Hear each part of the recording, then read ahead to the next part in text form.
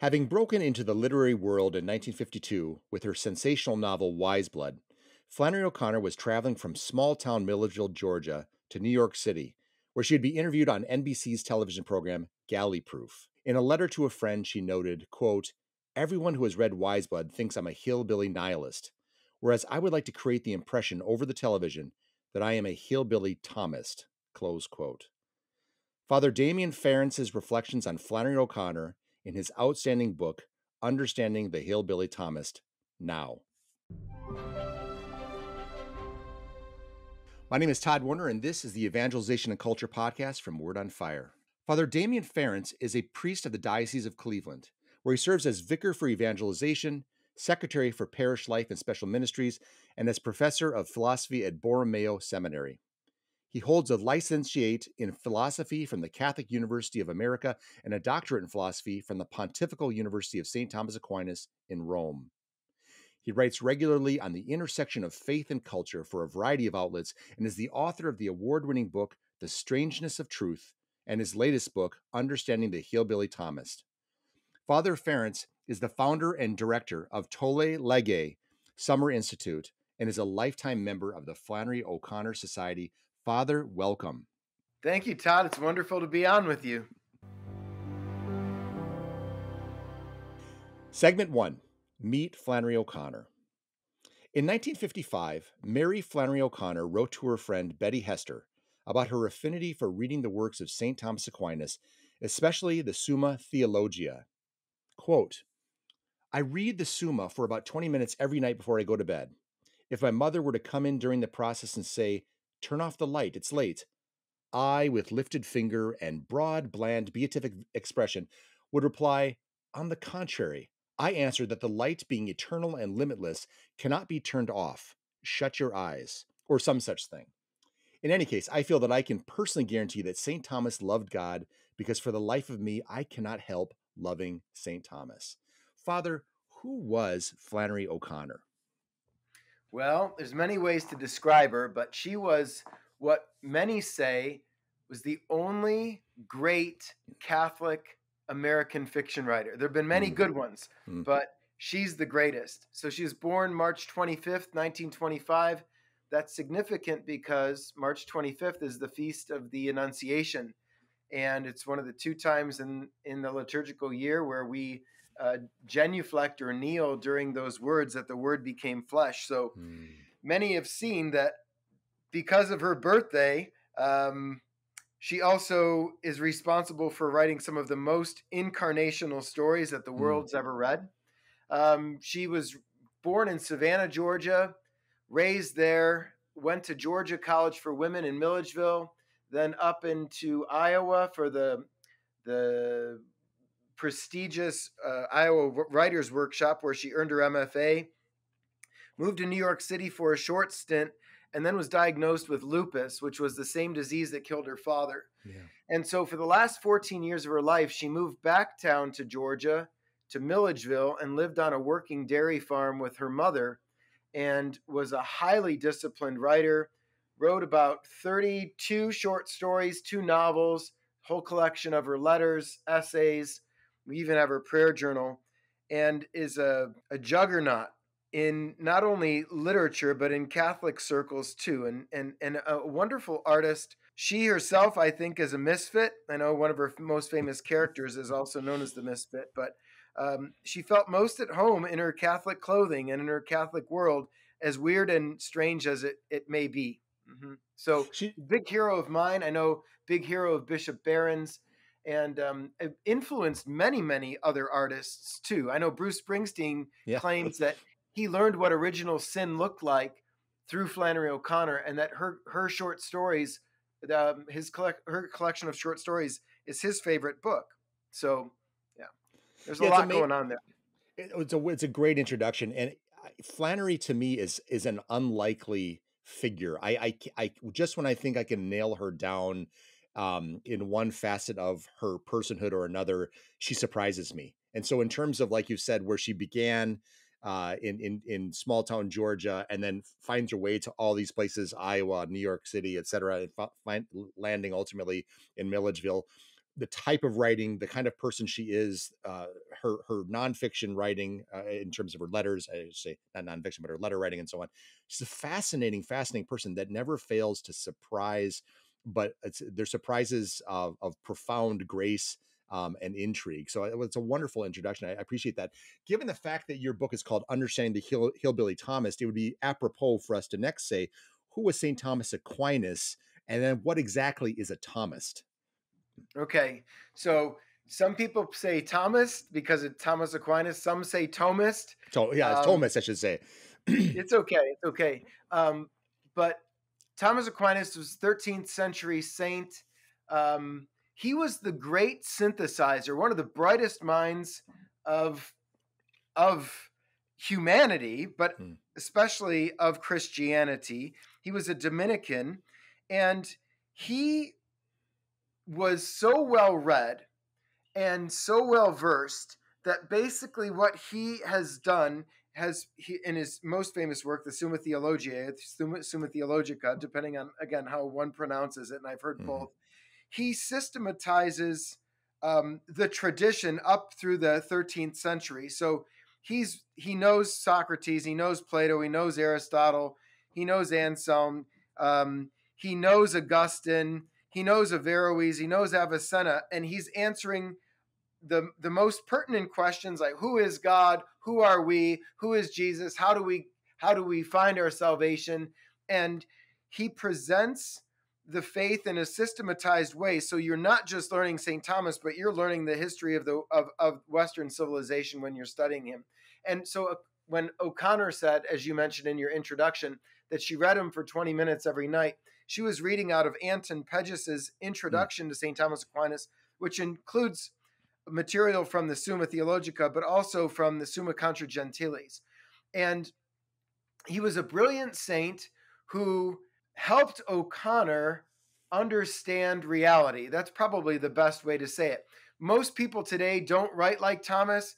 He wrote in like the disputation form, where he would throw out a question, and then first he would say, here are some responses to the question. So some objections. This is what people say.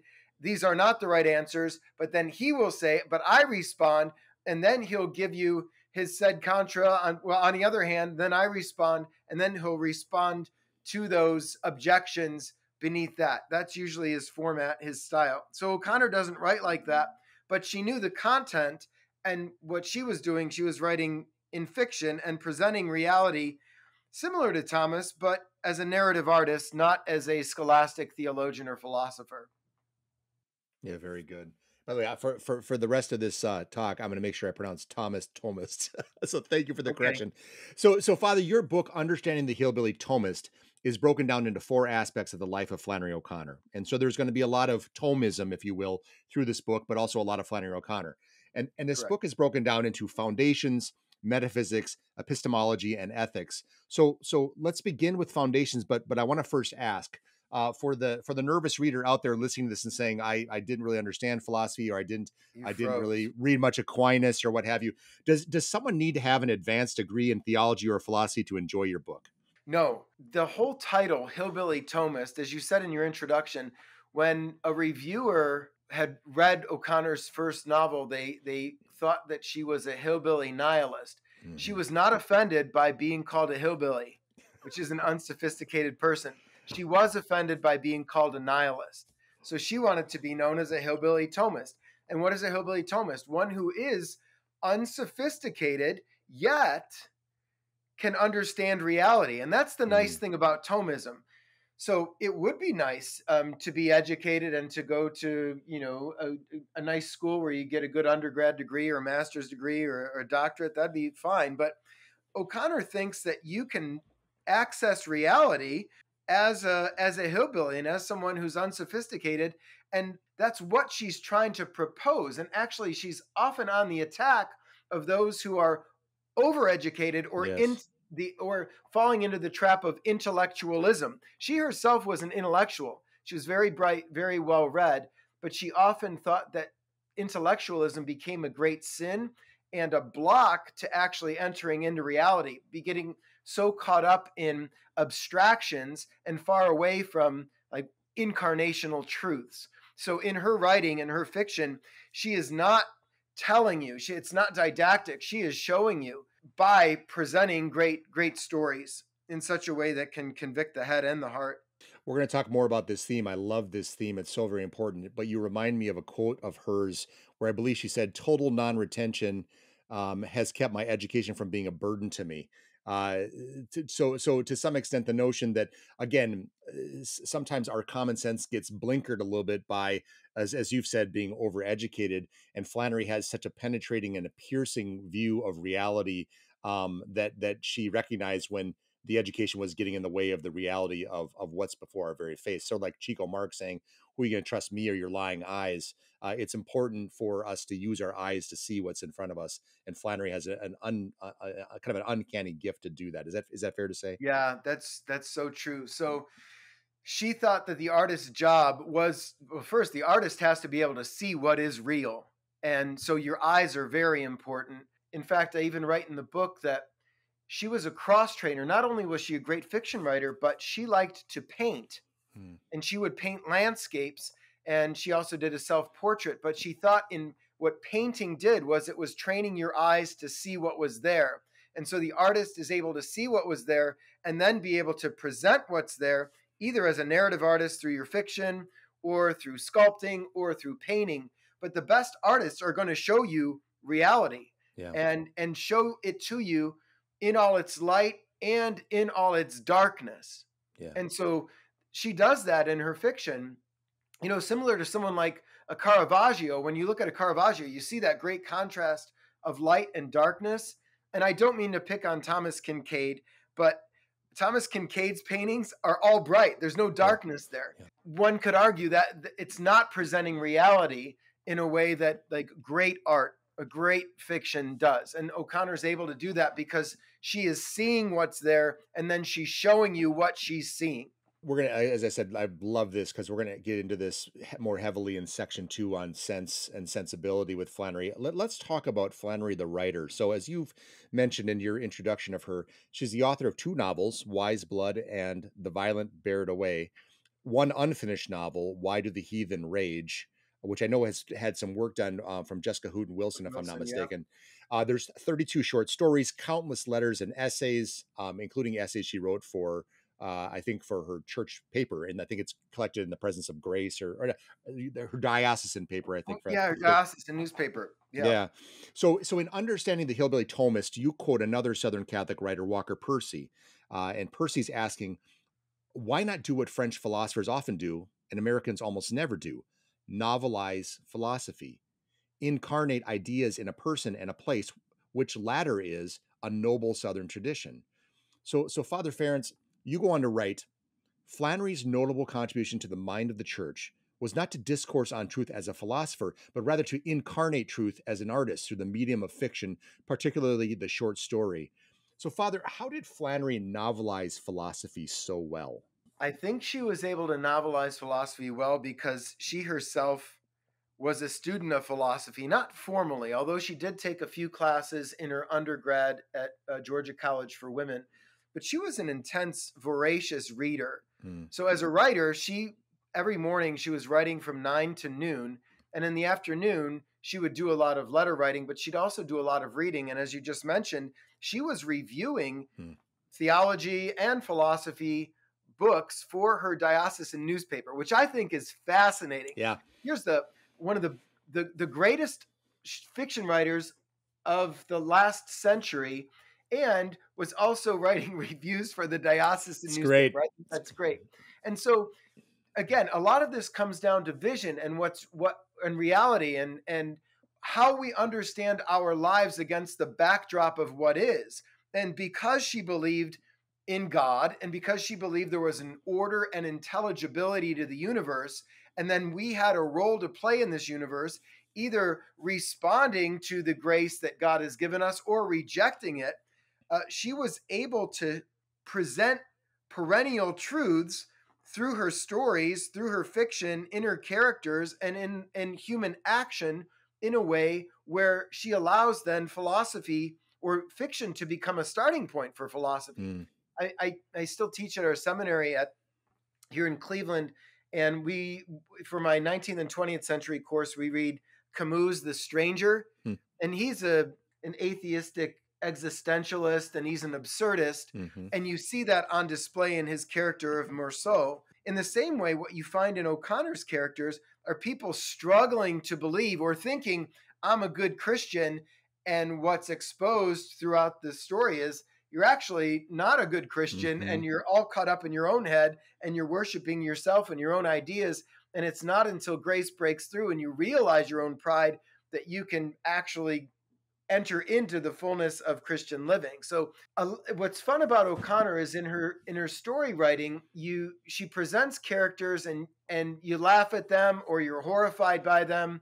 And then the deeper you study these characters, the more you realize you're studying yourself, and questioning your own view of reality. And she turns things upside down and uses distortions and uses violence in order to wake her reader up to enter into what's more real. And it's fun, and it makes you dizzy. And at first you don't know what's actually happening to you, but over time you do, and then you realize that it was your wooden leg that was stolen. It was your heart that was gored by the bull, right? Yeah. I think this is so good because so many of the listeners out there, if you haven't tried Flannery O'Connor's work, just remember, brace yourself. Okay. And then read it and then put it down and walk away. Cause my experience was, it was very off-putting to me when I first read A Good Man Is Hard to Find. I was shocked. And I thought it was off-putting. You know, the characters throughout so much of her work, there's unlikable, or it's just there's just so many aspects of them that just do not resonate. And yet it's something, it's like, I'm a rubbernecker. I just had to keep coming back for more. I couldn't look away. And the more I read of her work, the fiction works, and then you twinned it with her letters and The Habit of Being, or her prayer journal, it is stunning. And plus your book, which unfolds several of her stories and the symbolism involved and the deeper narratives of suffering and grace and so on. It's captivating and transformative. So the other thing I was going to say is the notion of the story. You know, it's Christ said, you know, love your neighbor as yourself, but he also told the story of the Good Samaritan. And we know what it's like to be listening to a homily, and then the priest begins to tell an anecdote. And that anecdote embodies the message. And the message is important, baldly told. But when that message is immersed in a story narrative, it puts, you know, sinews and skin and expressions to the ultimate point that you're making, and it brings it to life. And that's where, again, I think in a different way, but Russian literature, how much it delves deeply into the soul and so on and so forth. Kind of there's an aspect of playing out messages about the soul in the Dostoevsky works, the Tolstoy works, the Chekhov, et cetera, that I think Flannery O'Connor does as an American Southern Catholic writer. Is that a fair thing to say? Yes, and it reminds me of the great line from Alistair McIntyre in After Virtue, where he says that we human beings are storytelling animals. Yeah. And I mean, look at the scriptures, start Genesis and Exodus, and look at how we know who we are by the stories that we tell. And we understand our own story against the great backdrop of the story of salvation. And even our Lord, what are most memorable? His parables are most memorable.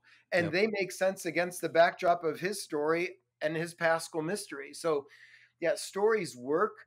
We like characters. We remember stories. We're able to understand our lives and our human action against the context and backdrop of stories. And stories matter. And they're so much more fun and more human than simply abstractions. Yeah. And this is, again, it's incarnational. For God to save us, he didn't save us by abstraction. He took on human flesh, right? And became one of us and entered into everything that's human, taking on sin himself, even though he's without sin, and going to the depths of, you know, death itself, descending to hell, rising from the dead. Like, that's the story. Yes. And so stories that tap into that great story. If you read her stories, you may say, this sounds like something from the pits of hell. It takes a while to see what the vision that she has, because it's so deep and it's so real, but it works, and it works on the head and it works on the heart. And I like your idea of your phrase you said of rubbernecking your stories. You're like, there was something there I liked. Yeah. And you don't get it at first. I mean, part of the reason I wrote my book was because I've come across so many people who say, I know I should like her stories, but I don't understand them at all. Yes. And Yes. so I'm trying to give the foundations of what she's trying to do in her art. I would equate it to someone who has never been exposed to Catholicism and they come to a Catholic mass. Yeah. Maybe a formal one, you know, all the bells and whistles, incense, smoke, candles, all that, vestments. And they're like, I don't know something was going on there, but there's so much, I can't make sense of it. Okay. Yeah. But you knew something was there. So you want to dive deeper in to understand what was happening. I think her fiction is an awful lot like that. Well said. Well said. Flannery wrote quite a lot about writing in her collection of essays, Mystery and Manners, and in her letters. Could you say a few words about her writing habits? You mentioned that she writes from 9 to 12. Just a little bit about her craft. Yeah, she said, as pedestrian as they may be, I believe in writing habits. And so she took her craft very seriously. And at one point in her life, she was writing about four hours a day. But by the time she was diagnosed with lupus, the last 14 years of her life, her habit was morning mass, most mornings with her mom, a little bit of breakfast. And then from 9 to noon every day, she sat and wrote. Not letters. She wasn't reading. She wasn't taking appointments. And this was Sunday included because she knew she was dying. So every day from 9 to noon, she would write.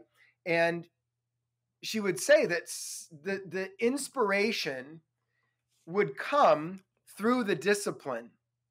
And in fact, I copied that exact habit when I was writing my dissertation in Rome, 9 to noon every day.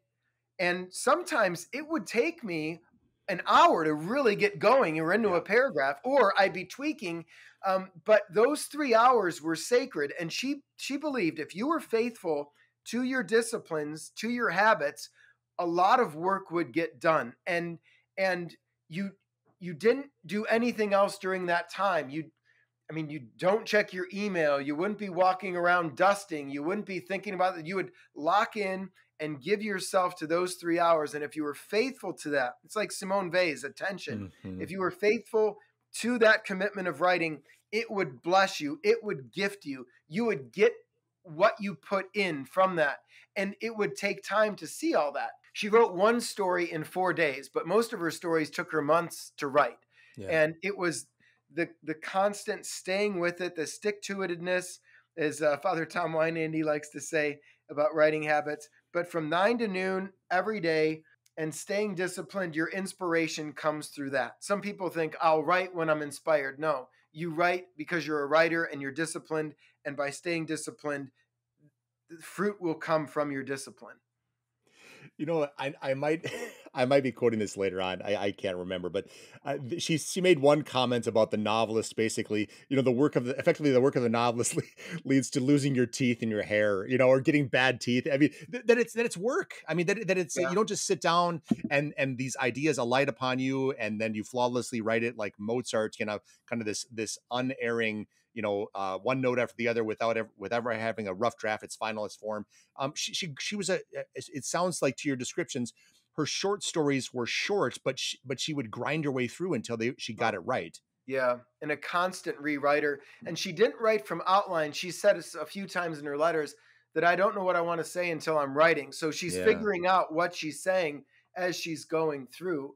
And that, again, that's an inspiration to me. And I follow her lead. I have a whole little section in the first chapter about her writing disciplines. And some people are writing her asking, what do I do? 3 hours a day in a room alone, sit at your machine, she says. That's your typewriter. Sit at your machine. And then you'll get your business done. And it works. I testify. If you want to be a writer, you've got to carve out time and you've got to have your disciplines. I remember talking to my director, Father Thomas Joseph White. He's the rector at the Angelicum now. And I told him I was going to do 3 hours every day, Monday through Saturday. He goes, that's perfect. That's a perfect amount of time. Stay disciplined in that way. Wonderful. Wonderful.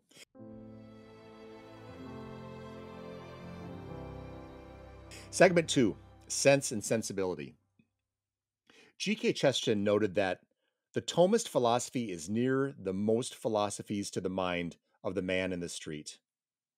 Philosopher Robert Sokolowski observed that there can be a hillbilly Thomist, but there could not be a hillbilly Kantian or Hegelian, let alone a hillbilly Derridian.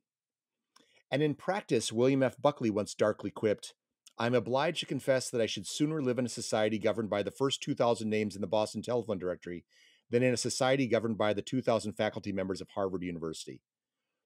All of this comports with Flannery insisting on the need to trust one's senses. So, Father, why did Flannery insist on seeing things as they are and reflecting on that in her fiction? Okay, it's a great question. And I like all those quotes. In fact, I want to comment on the Sokolowski quote. He was my director at Catholic University of America when I was studying for my licentiate there. And just a brilliant man, a great teacher. And there was a talk he gave at a seminary conference where he said that quote. So he never wrote it down. That was actually off the cuff. It might have even been in a Q&A section, but I remembered hearing it.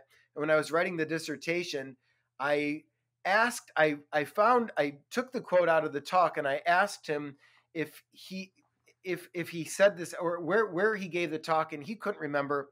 So I went back, did a deep dive, found a recording, and then found the footnotes. And then I wrote him back, and he wrote me not a handwritten letter, but a typed letter from CUA and sent it to Rome. Was like, "Good job with your detective research, hunting that thing down," because that was not actually part of his talk. Wow. And he just said but it's a nice quote, because the moderns, especially starting with Descartes, if you remember, where does he begin in his meditations? Meditation 1, he doubts everything. He doubts his senses. He doubts that we can really know mathematics, he even doubts God. So in the Cartesian manner, the beginning of knowledge is actually not belief, but doubt. So you are clearing the decks.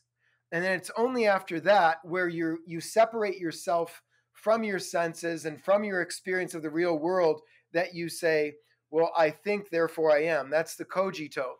And so the beginning of knowledge for the Cartesian isn't your experience of the world. It's you get locked in your head. Mm-hmm. And then it's only from there that he comes up with his first proof for God's existence, that he talks about truth and falsity, his next proof for God's existence, and then eventually gets out to the world. But now it's not the world that we once knew. That is like anti-Thomas. Thomas, and he takes this from Aristotle, believes that knowledge begins with the senses. Why?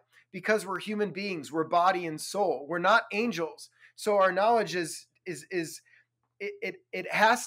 we have access to the world, and it's through the world that we come to know. So knowledge begins with the senses. It doesn't end there. We eventually kind of abstract truths and we're able to know the natures of things, but we don't do that the way that angels do. We don't have knowledge instantaneously or immediately, but we take things in. So a good way to explain this would be, if you have small children, and when my niece was small, she would like to play with my keys.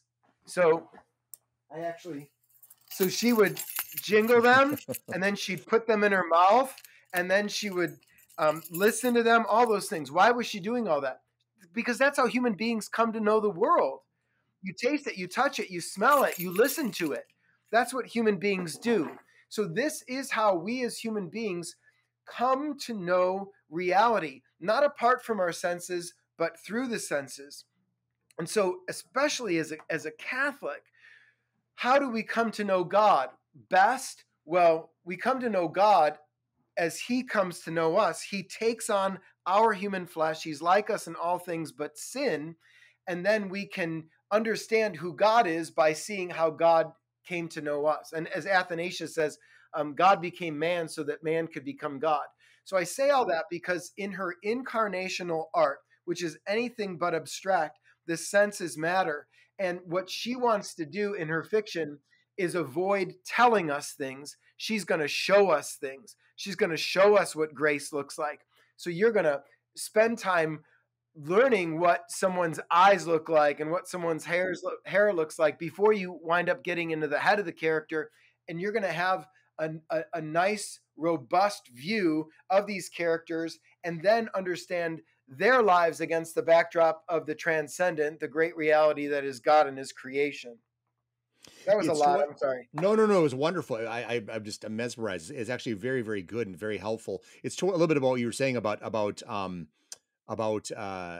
her interest in art and seeing and to really see, to really pay attention. Um, yeah, it's an extraordinary thing. The other thing it makes me think about is a very sacramental worldview. I mean, as a guy who came late to the Catholic Church in 2010, as I was becoming increasingly exposed to the Mass and ultimately to the sacraments, the experience of the Eucharist and the experience of the Mass, the smell of the incense, the burning of the candles, the taste of the Eucharist. It's an extraordinarily palpably vivid experience. And to your point, living out in a mental space, kind of this as I think Chesterton would say, kind of this dark, cramped cell of the mind, is almost, it's not just otherworldly, it's ungodly. And so I appreciate the notion that starting with the senses, first of all, it pays a certain homage to the creation God gave us, and secondly, it keeps our feet on the ground so we can actually fully appreciate the transcendent side of things, by beginning with the physical and palpable side of things as well. Father, responding to one of her intellectual friends who used a Freudian lens to interpret one of her novels, Flannery scolded, "Your criticism sounds to me as if you've read too many critical books and are too smart in an artificial, destructive, and very limited way." Now, you, Father, have written that while Flannery knew she must study, read, and think, she was also convinced that engaging in such intellectual activities should make one more human rather than less human, understandable rather than confusing, concrete rather than abstract, plain spoken rather than tangled up in jargon, and simple in the way that God is simple rather than unnecessarily complex. You've been talking about this. Could you elaborate a little bit more on Flannery's misgivings about intellectualism? Yes. So I make the distinction in my book between an intellectual and intellectualism. So an Mm-hmm. intellectual is one who appreciates and honors the intellectual life, reading and studying and having conversations about things that are important and things that really matter. Um, and intellectualism becomes a sort of, forgive the phrase, but like a mental masturbation, in that you're thinking, I I am I am going to enter into the clouds of abstraction and use jargon that prevents the common person from understanding the high thoughts that I'm having, and it turns into a form of elitism. Mm. And she hated that. She absolutely hated that. Think of Jesus and the way that he used parables to expand the human heart and the mind so people could understand the rich concepts of forgiveness and mercy and what God's justice looked like. And he wasn't playing at such a high academic pitch that he'd leave everyone in the dust. In fact, what our Lord does in his parables is he takes these high grand concepts and allows them to be understood by the farmer or the Yeah. shepherd, Yeah. so that his audience can say, oh, there's reality, there's truth, there's beauty, there's goodness. And I now can participate in that. What O'Connor thought like good art ought to be able to do. Now, granted, maybe it's not for everyone, but she or it could be for everyone if they're showed how to do it, but she just hated the elitism and hated the closed-mindedness of many of her intellectual peers, and that set her off something fierce. And again, that goes back to the hillbilly Thomism. You can be a Thomist and be a hillbilly. You can understand reality as a farmer or as a construction worker because it's also there for you. So she certainly read voraciously, and she certainly was brilliant and was clever, but she never wanted that to be a form of intellectual elitism. Ideology seems to be a clunky, programmatic, intolerant means to conform reality to theory, as opposed to having theory chastened by reality. And one of the quotes I love from Flannery is when she lamented, "The theories are worse than the furies." What does ideology do to our sense, to our sensibility, or to our sense of the world around us, to our clear thinking? Yeah, I think it retards it, it slows it, or it somehow stifles it, because the the ideology or the frame or the theory takes precedence over reality. Yeah. This often happens too. The same thing happens with sentimentality, that people are more concerned with feeling or what or the emotions they receive out of a particular experience than what is actually real. So she's constantly trying to see what's there and show what's there, and not fall into the easy trap of boxing things in, and in so doing stifling what is. And it seems that she found that the Catholic faith was the answer to the ideological temptation, to the intellectualism temptation. Can you say a little bit more about how the Catholic faith could serve her so well in terms of helping her? This is the best vehicle by which I experience life in its most authentic form, that I can see what is true, what is false. How does that Catholic faith help Flannery O'Connor in sensing reality and seeing clearly? Yeah, so, well, we should just state that she believed the Catholic faith was true. Yeah. And because it's true, it's going to give you the greatest ability to see also what's true. You know, she loved peacocks. She had over 40 on her farm at one point in Milledgeville. And she wrote a whole essay on the peacocks. And she describes the peacock's tail, which each feather has what looks like an eye on it, a bunch of little eyes, the little round balls. And she thought that that represented the church's all-seeing eyes of the church. So the church, there are certainly things that are true and false. We could say black and white, either or. But her way of viewing reality wasn't black and white. She thought it was technicolor, like a peacock's tail. And that the Catholic Church allowed us that access with which we can understand that reality. So even if you think of our sacramental system, I like to use, this is very Aristotelian and Thomist with my seminarians, I like to say that matter matters. So things matter. Water matters. Oil matters. Wine, water, the human body. It should sound familiar, because that's how we understand all our sacraments. And the way that the Lord comes to us is through the waters of baptism, through the oils of anointing, through bread and wine that are transformed in the body, blood, soul, divinity of Jesus in the Eucharist, through a male body and female body in the sacrament of marriage, through a male body in the sacrament of the priesthood. So all this stuff, all this creation, all that God has made is good, and he's going to come to us not apart from those things, but through those things. And the Catholic understands that. So when you were mentioning liturgy and the incense and the candles and the vestments and the monstrance and the chalices and the architecture, like, God doesn't need those things. But we do, because we're human beings and we have bodies, and we need our bodies to inform us what's going on. So a beautiful gold monstrance is helpful to us to understand what is contained within that monstrance. And genuflecting before the tabernacle helps us to understand what's in there, because we're informing our bodies of what's happening here. God doesn't need those things, but we do. That's part of what it means to be a human being. And so for O'Connor, all those things help her understand the richness of what is. And part of what is God coming into our history and being one of us and saving us from this thing we call sin. Well said. And it was so well said, Father. And again, to anybody who has come into the Catholic Church as a convert or as a revert, to have the senses overwhelmed, as you just mentioned earlier, about somebody who's attending a mass that has all the stops pulled because of a major feast or what have you.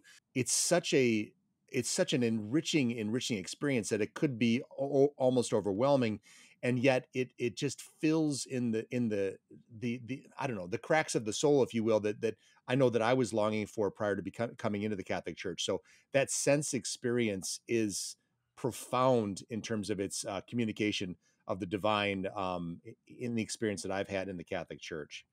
You know, if I could say one more thing that's Please. it's really cool, because we're talking about sense and sensibility here, and that knowledge begins with the senses.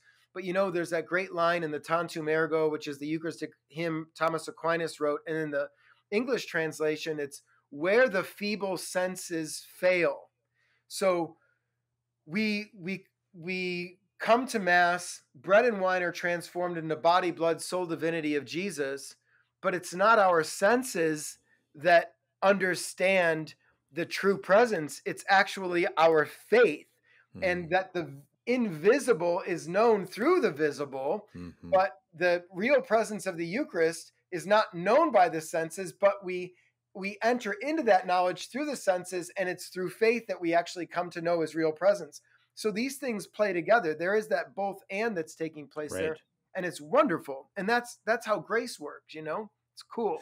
Yeah, to your point, the experience of the sacraments, the physical palpability, the tangibility, and so on, doesn't render us materialists. We still have they're part of the door that's opening us to the transcendent, and it's an acknowledgement and a recognition of the transcendent in the midst of the material, so to speak. Correct. If you go back to Genesis 2, when God creates the first man, remember he creates him out of clay and then breathes into him. And you'll have folks like Bill Maher say, well, that's so stupid. We know that that's not how God created.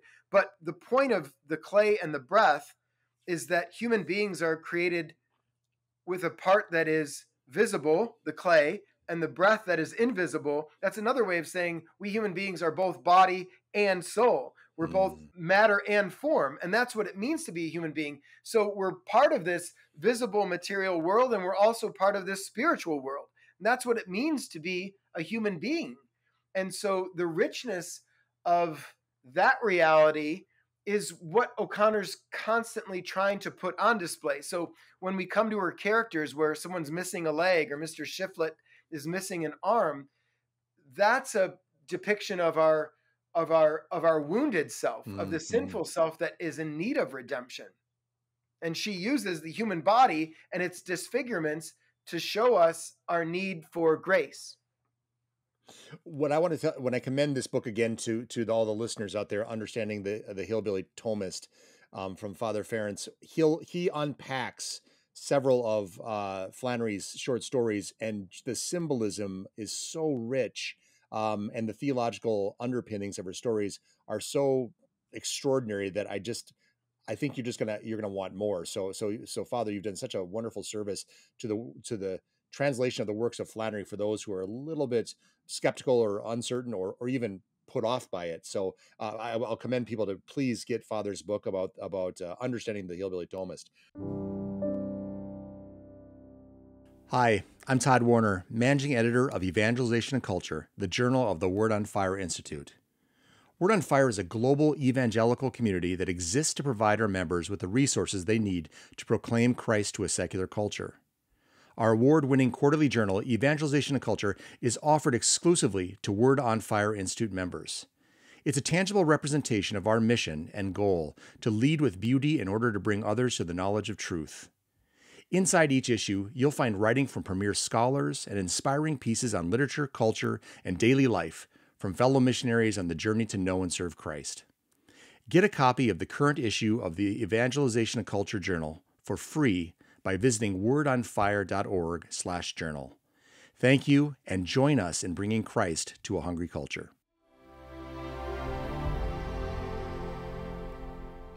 Segment 3, Flannery's Lens.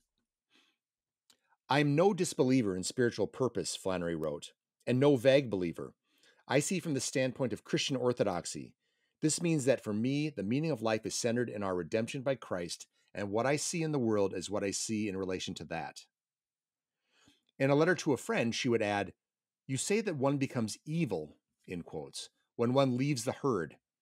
I say that depends on what the herd is doing.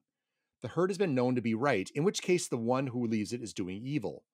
When the herd is wrong, the one who leaves it is not doing evil, but the right thing. So, Father, my first question for you in this segment is, what kind of boldness did it take for a rising literary star in an increasingly fashionable yet atheistic circle to admit these kind of truths? And secondly, given how raw her stories are, filled with unlikable people and unapologetic grotesques, How are unfamiliar readers to see the Catholic narrative in her stories? It's a great question. When I first started reading Flannery O'Connor, I was introduced to her. I had seen the name before, and I was a senior in college at our seminary. We're partnered with John Carroll University. I was taking a writing workshop class with a poet named George Bilguer, and my poem got picked that week for workshopping. And it was a little dark, a little violent, and he said, "Hey, Damian's poem reminds me of Flannery O'Connor." And I was like, "I write down Flannery O'Connor. I got to figure out who this guy is later on." And what I found out later on was that Flannery O'Connor wasn't a guy, but was a gal. And she was baptized Mary Flannery O'Connor. But when she went up to the writer's workshop in Iowa, she dropped the Mary because she was really living in a guy's world. And she actually wanted that to happen, people to think she was a man so that her work would be accepted and non-prejudicially, right? Wow. So she was a devout Catholic, and I didn't find that at first. When I started reading her short stories that summer, I thought, this is wild, this is violent, this is interesting.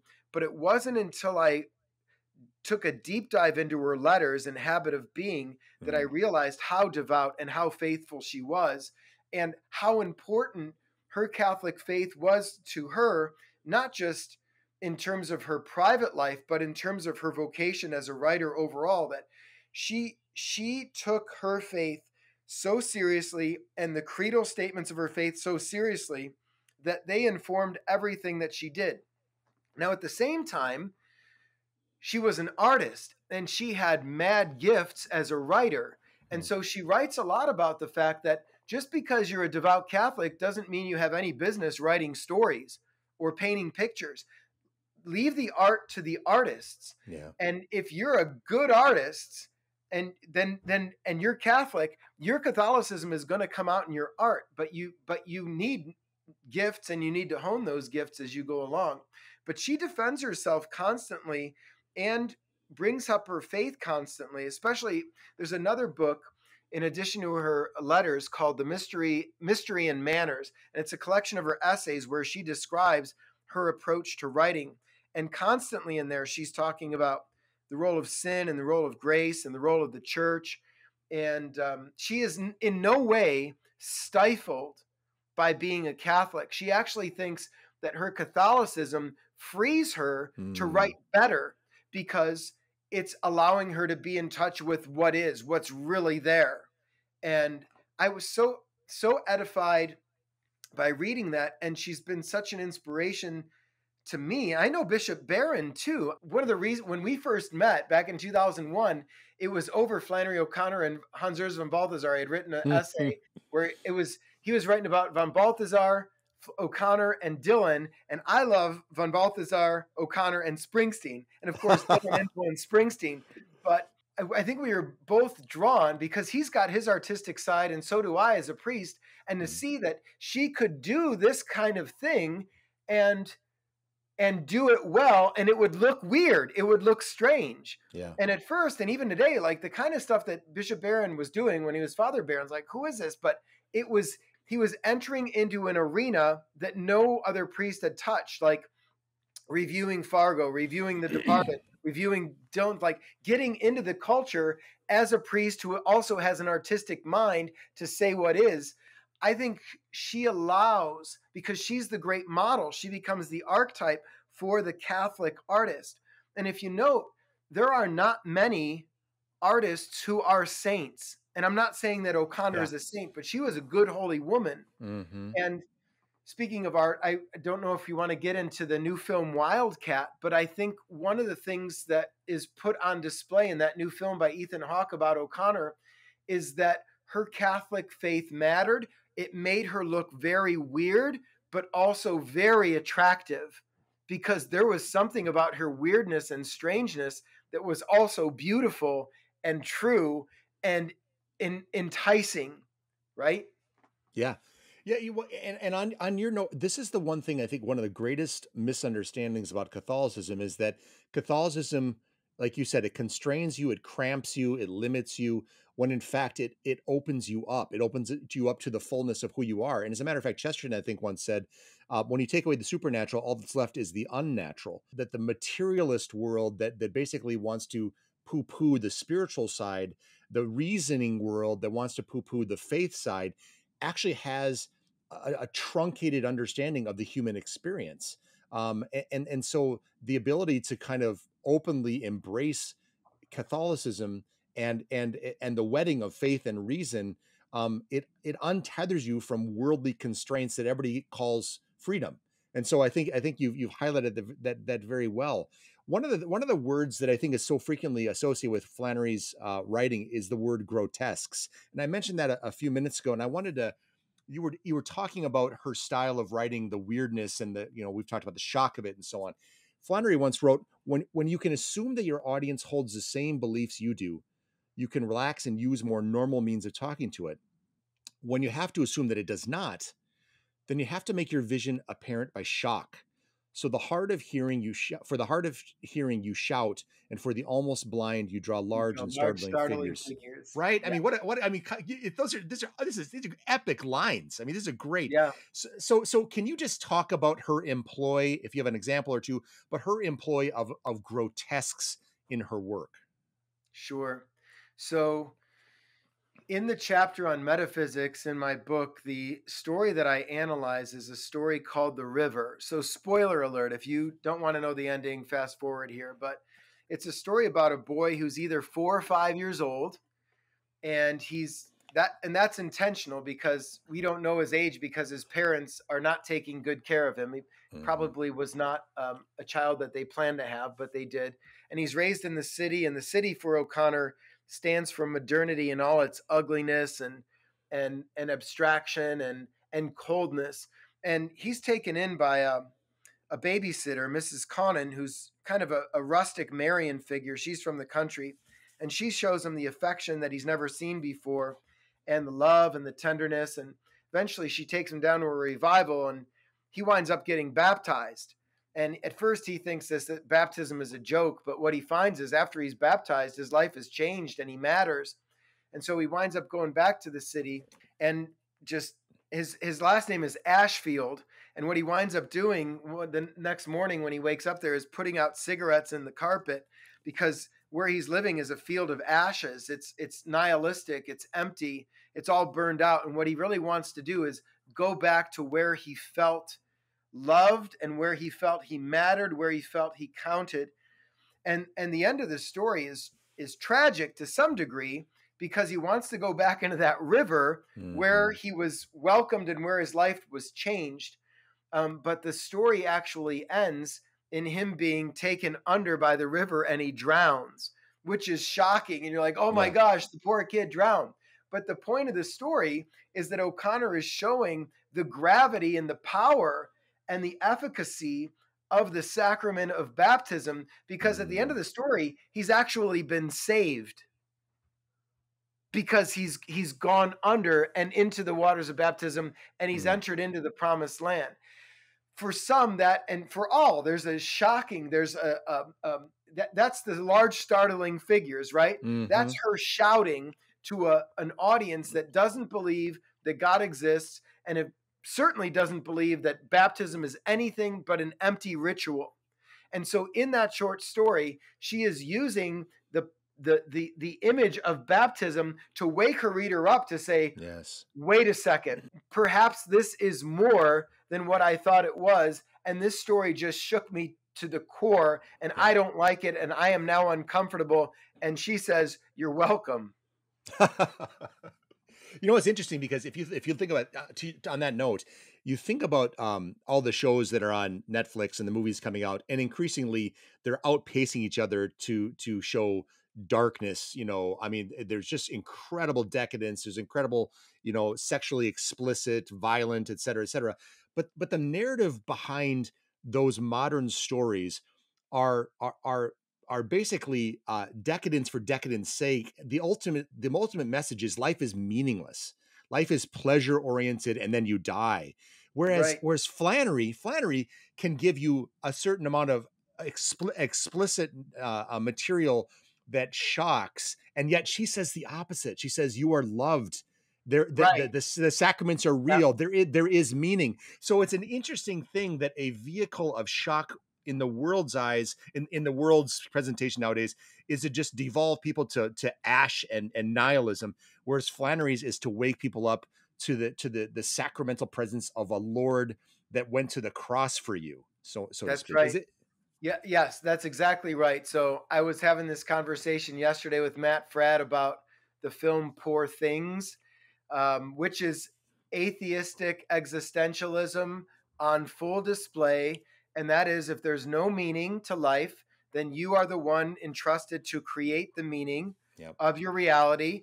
And if there is no good, then the only good is what you choose to do and what you choose to do with your will and your own creativity. Yes. And so there is no final cause, there is no end, there is no telos. It's just you taking control and making radical, bold decisions and hoping that someone doesn't outplay you. And there's this great competition between you and others, and there's no real satisfaction or joy other than your own self-creation. So that's not O'Connor's approach. O'Connor No. believes in God, in creation, in the intelligibility of the universe, that there is a place that we're going, that in order to get there, we're going to have to die to our own selfish ways. And a lot of times that will happen only when grace enters in through a violent means, not to crush us, but to actually wake us up so that we can then get on our way on another path to actual real living and grace-filled living. And that's what she's trying to get us to. And you're right, that is a different approach. So I think what's attractive about her work is that she uses the grotesque, the distortion, the violence. And when people misread it, they may be off put. Like there are people, I can't believe she shouldn't have, this is too much, or too much about race, or too much about violence, or too much about whatever, when she's never using violence for violence sake, but always to get her reader to awaken to the backdrop of God himself and the transcendent, to try to move us into that area and out of our own hardened hearts. Yeah, wonderful. Wonderful. She was a sworn enemy of nihilism. I remember one of the lines she said, and I think you highlight this in her book, I don't believe Christ left us to chaos. Can you just say, before we close this segment and come to our concluding one, what does Flannery's work do to rebut nihilism, especially when it comes to the thinking of Descartes and Nietzsche? Sure. The guy who wrote best on this, and I use a lot of his work in my book, is Henry Edmondson III. He's a political philosopher at Georgia College. I actually think he just retired, but he has a wonderful book. I think it's out with Etterman's Press, came out around 2004, 2005. And I rely on him heavily because he sees O'Connor's great foil as Friedrich Nietzsche, who believes that and he is a nihilist, and of course O'Connor believes the exact opposite of that. So your question is, how do we understand O'Connor best against the backdrop of that? Correct. I would answer, the best way to understand her rebuttal is through the short story Good Country People. And again, spoiler alert, but I'll give it to you in a nutshell. There's a young woman who's in her 30s who lives with her mother, who has a wooden leg because her leg was shot off in a hunting accident when she was young. This young woman now has a PhD in philosophy, and she's a nihilist. Her greatest creative act was rejecting her baptismal name, Joy, and replacing it with Holga because she thought it was disturbing and jarring. One day, a guy shows up to her house named Manly Pointer, which is fairly Freudian. And Manly Pointer is a Bible salesman and wants to sell Bibles to her mother. Long story short, she starts crushing on this guy, decides to go out on a date with him, and has imagined in her mind as this great nihilist that she's going to seduce this innocent boy and show him the reality that there is nothing. So that's her big plan. Mm-hmm. Well, what happens? Again, spoiler alert. By the end of the story, this Bible salesman turns out not to be a Bible salesman at all. He's the true nihilist and winds up doing something horrendous to Holga Joy, leaving her, who was this great nihilist intellectual, being outdone because she's actually come to face to face with what nihilism actually looks like. And it's not something cute. It's not something you want to date. It's something horrific and you want to run from. And if you think you're going to do something to this, at the end of the day, this thing's going to do something to you and you're not going to like it. That's terrific. And by the way, it's told in a very earthy, I mean, it's classic Flannery. You don't know you're getting philosophy the way you're getting philosophy when Flannery is giving you this story. And it truly is tremendous. You did a great job of packing that one down very, very nicely. Thank you. It's also, the story can be summarized in a great cliche that Holga Joy is left with one leg to stand on. Segment 4, Friendship with Flannery O'Connor. In understanding the Hillbilly Thomist, Father Ference writes, philosophically speaking, we have a key to understanding the robust metaphysical framework that grounds O'Connor's friendships. She thinks that the deepest, most meaningful, and necessary friendship for human beings is with God. But she also thinks that God created angels partly for the purpose of befriending humans, and that Saint Raphael, popularly considered a patron saint of friendship and marriage, specifically helps humans befriend other humans. According to O'Connor, all these friendships are related and necessary for human flourishing. So, Father, for a single celibate woman in her 30s who ultimately lives with her mother in small-town Georgia, it is refreshing to read about the magnificent richness of Flannery's life of friendship. So can we start by talking about Flannery's friendship with God? Yes. And sometimes people will say, well, we shouldn't talk about Jesus as our friend because then they think of Buddy Christ. But in the Thomistic vision, like the whole reason God took on flesh was to befriend us. And if you're familiar with the Aristotelian tradition, Aristotle's best book, and my favorite book to teach, is the Nicomachean Ethics. And he sets up the book. He talks about what we human beings are, what we're made for, talks about virtue, what virtue looks like. Through the first 7 books, he does the 4 character types, or 6, but really 4. And then in books 8 and 9 of the Nicomachean Ethics, he writes 2 whole books on friendship, and that friendship is actually proof of a virtuous life. And we can know about someone by studying someone's friends. And so O'Connor firmly believed that God, who created us, and even though we've experienced this fall from him, wanted to befriend us, wanted to enter into deep friendship with us. So when you think of what it means to have a friend, you think of someone you spend time with, you share your life with, you share your joys with, you share your sorrows with.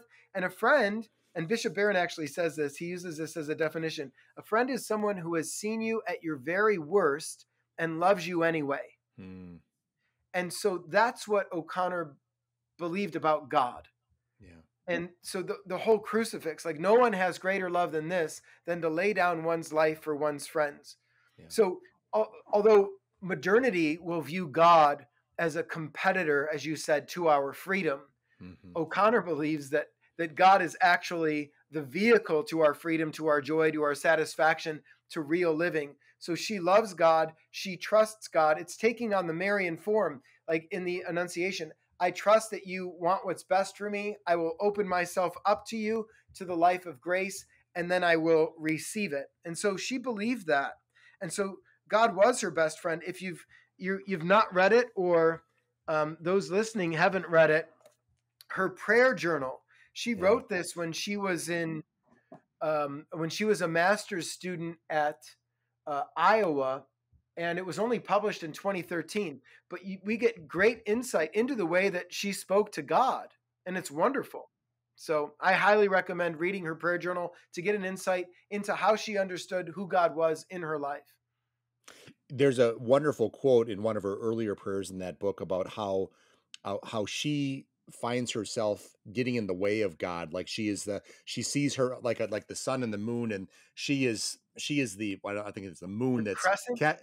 yes, that ultimately is casting a shadow, and she can't see God. So she basically asks God, please help me to get myself out of my own way so that I can see you. I mean, it's extraordinary, intimate conversation. And if I may just say for a second, I still think, sort of like I think it was William James. I learned it from Bishop Barron, who kind of is quoting William James about the notion of the dog entering the professor's library and looking at all these books, having no conception about what these books have and within them, and so on and so forth. God, I know, seems so beyond our comprehension, yet Christ obviously literally and figuratively embodied God in the flesh before us. But I think there still is sometimes a halting nature of our opening ourselves up to God as the holy other friend on the other side of with somebody else on the other side of the relationship with us. And yet there he is knowing us better than our closest spouse, our dearest friend, invested in us, helping us, guiding us, walking with us. To have God kind of put up on a shelf that we kind of worship formally and don't have conversations with, don't approach about the smallest or the largest of things, is to leave the greatest friendship in the dark, and he's just waiting for us to approach him. So I just want to really implore people out there that are struggling with loneliness, that there's a God that knows you, loves you, and never leaves you, waiting on the other side of this friendship for you. As you've described so well in your book, it seems that Flannery really grabbed hold of that. She certainly did. And in a way, I think her faith deepened because of her own suffering. And a lot of times when we suffer, we think, God has abandoned me. He's forgotten about me. He doesn't care about me. He's not listening to me. Somehow she was able to understand through her own suffering. And I think this is why a crucifix is so vital to Catholic spirituality.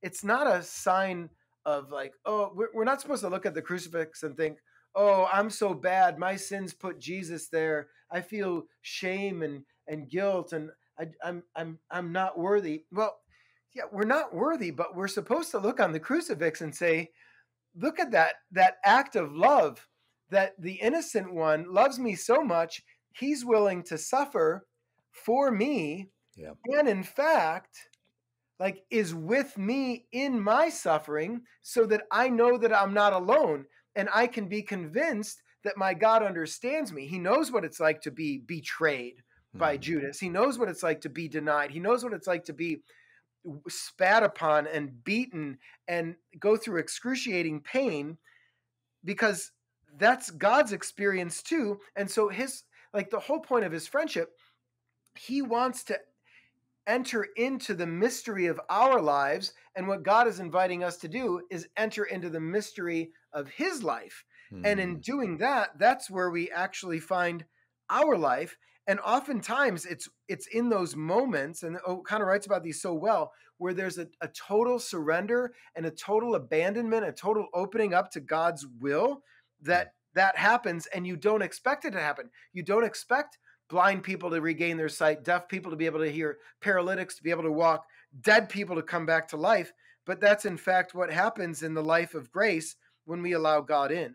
Father, I want to move to the next topic, which is Flannery's friendship with the saints and the angels. Now, there's many non-Catholic listeners that might be uncomfortable with this notion. They think it involves superstition or idolatry or what have you. But can you talk about the rich communion of saints of the Catholic Church and how it edified Flannery and how it might edify each of us today? Yeah, so by the fact that we're human beings created in God's image and likeness, if God is a communion of persons, a Trinity, then that means that we're also made for communion of persons.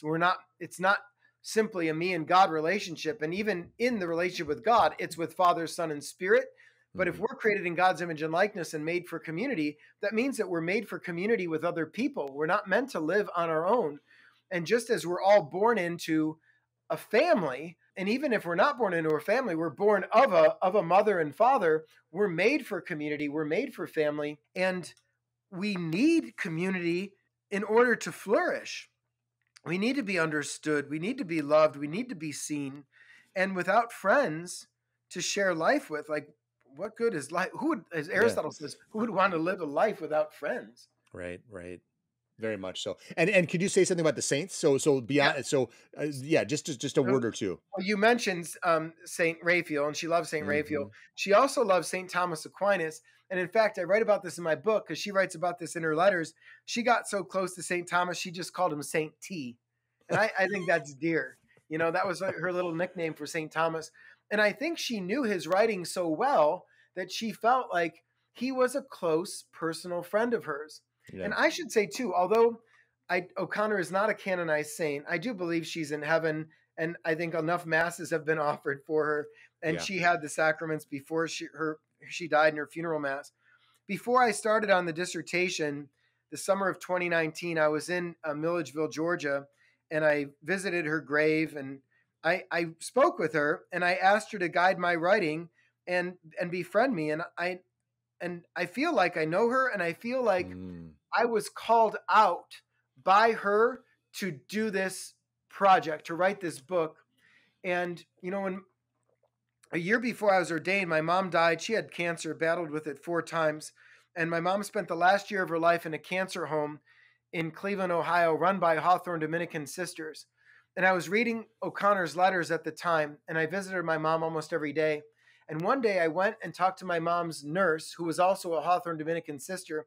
And I said, Sister Kevin, I'm reading a book by someone who mentions your order. She goes, who are you reading, Flannery O'Connor? I said, how did you know? She goes, I knew her. Oh, wow. Sister Kevin was a young nun. She worked at the cancer home, Our Lady of Perpetual Help in Atlanta, Georgia.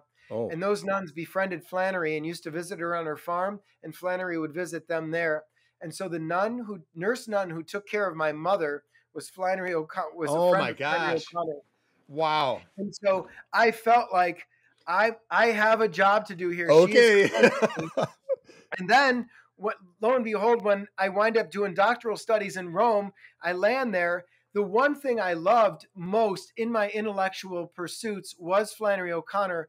I decided I want to study at the Angelicum because she was a Hillbilly Thomist who winds up arriving on campus at the same time, but none other than Father Thomas Joseph White, who's in a band called the Hillbilly Thomists, who's from Georgia, who had his conversion partially because of reading Flannery O'Connor. And I thought, will this work? I asked Flannery for her intercession. Oh, he says yes. Long story short, I write a dissertation under Thomas Joseph White, who's a Dominican, a Hillbilly Thomist from Georgia, and he loves O'Connor. And I felt like this project was meant to be. And not only that, but I write it and publish it with Word on Fire. And I've been writing for Word on Fire for a long time on the blog. But here, Bishop Barron loves Flannery O'Connor. He also loves Thomas Aquinas. So when all these things come together so fortuitously, so serendipitously, that it is not coincidence, it is God's providence that this project was supposed to happen. And now I'm talking to you, and the movie Wildcat just came out. And I think O'Connor is supposed to be a major and credible witness to the 21st century of what Catholicism looks like at its best. Wow. Homily over. Wow.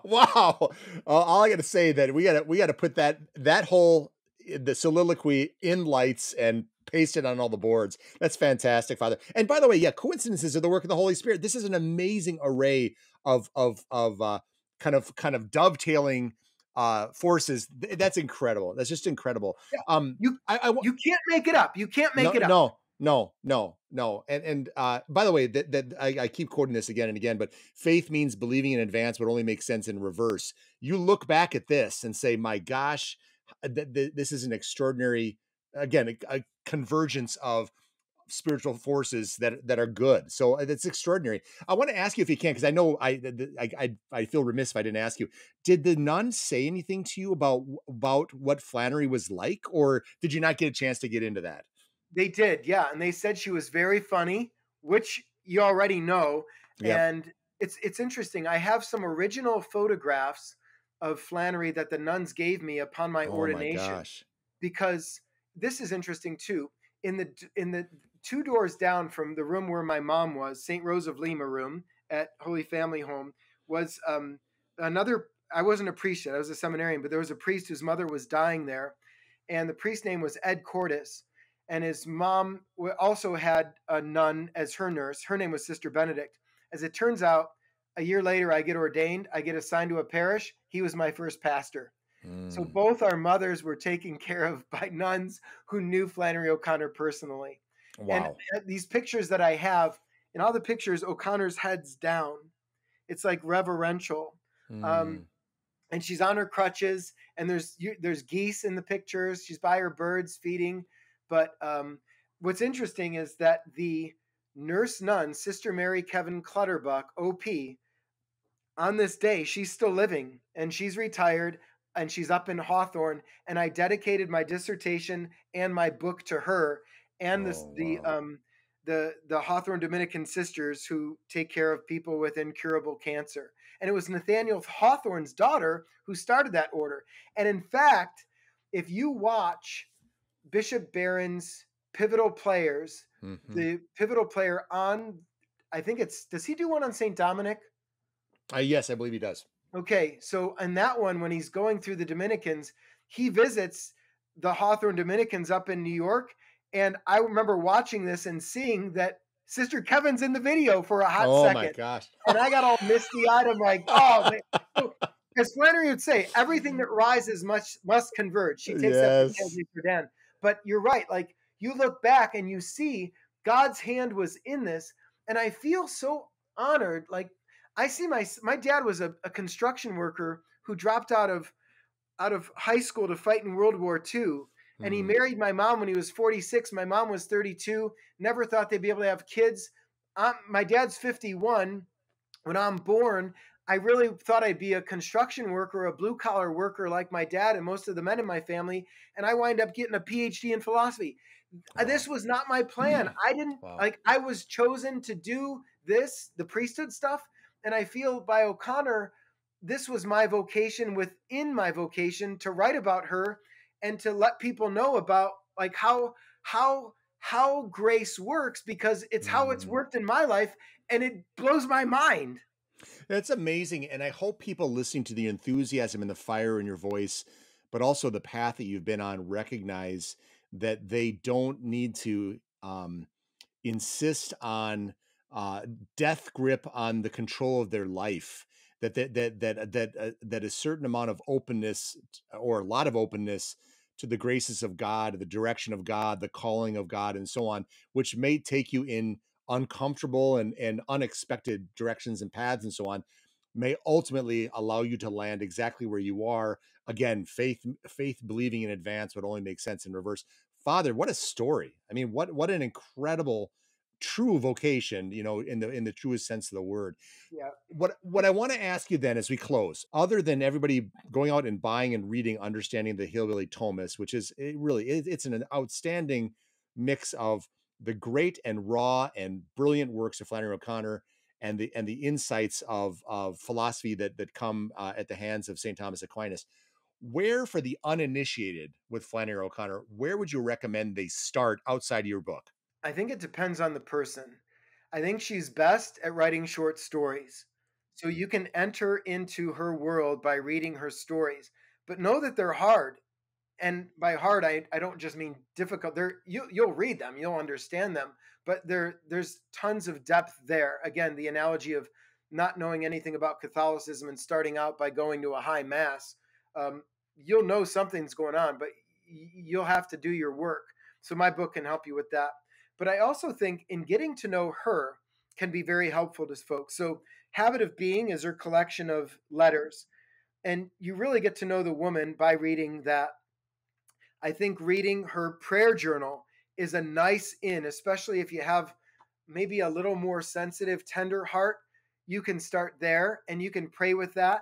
And I also advise, sure, read by yourself, turn your phone off in quiet, but ask someone to read with you and then get together for a coffee or a beer and talk about that. That's so helpful, being part of a book study. And I did that recently with a young friend. I sent her a copy of Prayer Journal. And I said, when you're done reading it, let's have a talk. And then we'll just go through and highlight what each of us likes. That's helpful. And then it's the intersubjectivity that phenomenology encourages. Like, I'm having this experience, but so are you. And when we get together and discuss our experiences, we come to a greater understanding of what is. So I think that's very helpful too. Bishop Barron has a nice introduction to Flannery O'Connor. He's one of her pivotal players. You could get that. There's a lot. You could go see the movie Wildcat. There's a lot of ways in, but at her heart, she's at her best writing fiction, and studying her novels is fun too. But her novels are also goofy. They're weird. If you like the Coen brothers and you understand what they're doing in their film, that's similar to what O'Connor's doing in her short stories and her fiction. Father Damian Ference, priest, professor, and I dare say a Hillbilly Thomist. Woo! Thank you so much. It has been a pleasure talking with you. Thank you for having me, Tod. It's been a pleasure talking with you too.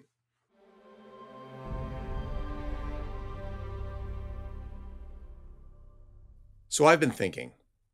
In a letter written in 1955 to her friend Betty Hester, Flannery O'Connor observed, quote, "The truth does not change according to our ability to stomach it emotionally. A higher paradox confounds emotion as well as reason, and there are long periods in the lives of all of us and of the saints when the truth as revealed by faith is hideous, emotionally disturbing, and downright repulsive. Witness the dark night of the soul in individual saints. Right now, the whole world seems to be going through a dark night of the soul." Close quote. This comforts me, not because this is an unpalatable truth, but because Flannery does not shy away from saying it. We live in a therapeutic culture, a culture of self-censorship and reluctance to offend. True, there are sociopaths who relish hurting others, and there are contrarians who unthinkingly and reflexively disagree simply to be disagreeable. But the authentic figure who earnestly wills the good of the other while speaking difficult truths to that end is heaven's diamond in the earthly rough. Flannery's fiction shocks. To the hard of hearing you shout, she explained, and for the almost blind you draw large and startling figures. However, it isn't simply her fiction that shocks, but it is also her faith. Flannery pulls no punches in her letters to friends and colleagues. To an earnest type of teacher who kept searching for symbols in her classic story, A Good Man is Hard to Find, Flannery briskly batted him down. She describes their exchange in a letter. "Miss O'Connor," he said, "why was the misfit's hat black?" I said most countrymen in Georgia wore black hats. He looked pretty disappointed. Then he said, "Miss O'Connor, the misfit represents Christ, does he not?" "He does not," I said. He looked crushed. "Well, Miss O'Connor," he said, "what is the significance of the misfit's hat?" I said it was to cover his head, and after that, he left me alone. Anyway, that's what's happening to the teaching of literature. To a friend and critic who reviewed her book, Flannery wrote, "Your criticism sounds to me as if you have read too many critical books and are too smart in an artificial, destructive, and very limited way." And in a 1959 friendly correspondence, Flannery was blunt about saccharine sentiments surrounding faith. "What people don't realize is how much religion costs," she said. "They think faith is a big electric blanket, when of course it is the cross." Steeped in scripture and the Summa, steady in the Mass, and gifted with a pristine sense to see exactly what is, Flannery O'Connor is a balm for our unconvicted and obfuscating age. She points out exacting justice where we miss it, but also limitless grace. She unfolds our vexing brokenness without shortchanging our inextinguishable dignity. "You shall know the truth," Flannery insists, "and the truth will make you odd." Let's pray that Flannery's punch will make us all oddities in Christ.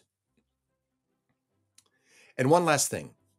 In addition to reading Father Ference's book, Understanding the Hillbilly Thomist, be sure to read a short story or three of Flannery's. I would recommend A Good Man is Hard to Find, Revelation, and Good Country People for starters.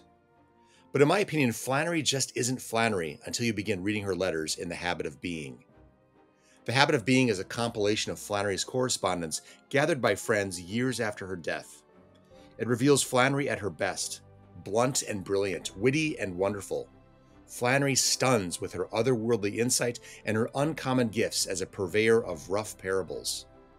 Enjoy Flannery in all of her wonder by imbibing deeply in her stories and her letters.